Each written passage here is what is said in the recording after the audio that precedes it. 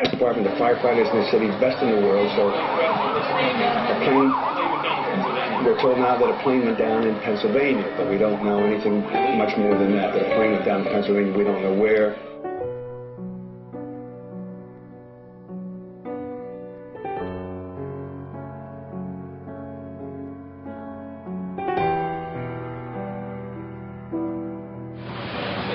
What's going on in there?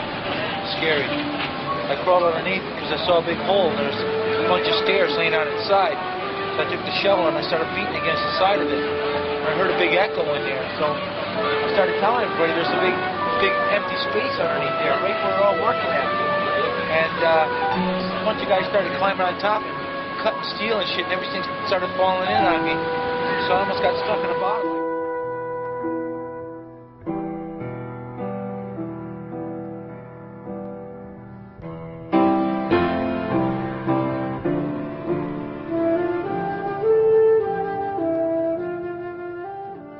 During the weeks after September 11th, Kenny joined the rescue effort. Well, I spent a lot of time thinking about Millie. In therapy, she was trying to get me to step outside of myself, find my purpose, why I did comedy. I thought about how I'd stormed off stages, provoked audiences, how I sabotaged my career and complicated my life, and it all seems so insignificant now. So self-indulgent.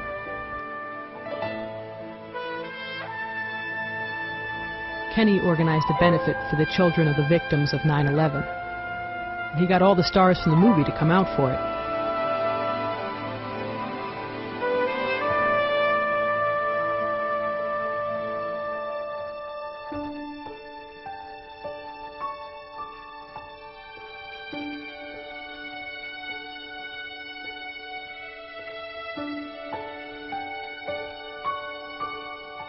It's an amazing story because, like all of us, when this thing first happened, I'm sure 99% of us figured out what can I do, which is amazing about New York.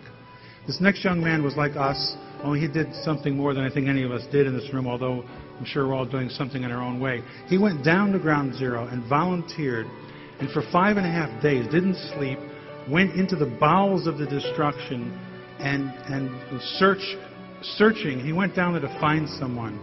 And unfortunately, he didn't find anybody alive, but showed such heroism and bravery that for a while they thought he was lost. And then he came out of the rubble and got an ovation from the firefighters and the rescuers. And he hasn't been able to sleep since. And he's an amazing guy. He got most of the entertainers to be here tonight. This was his idea. He put it together in just, I think, 3 or 4 weeks.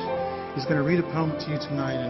And please give a gracious welcome to a really important, loving man, Kenny Simmons, ladies and gentlemen.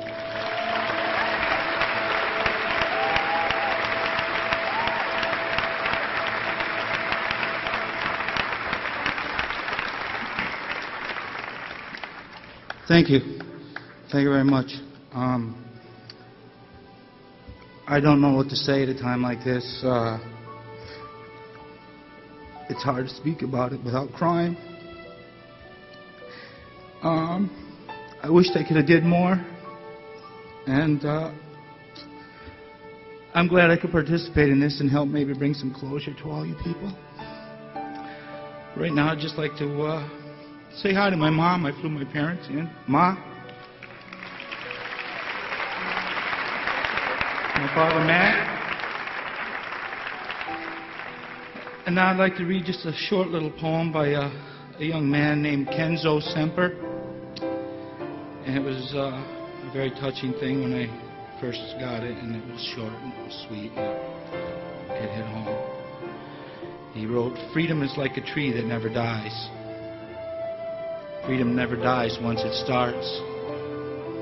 Freedom also lets us chase our dreams to a different world. Let freedom spread around the world."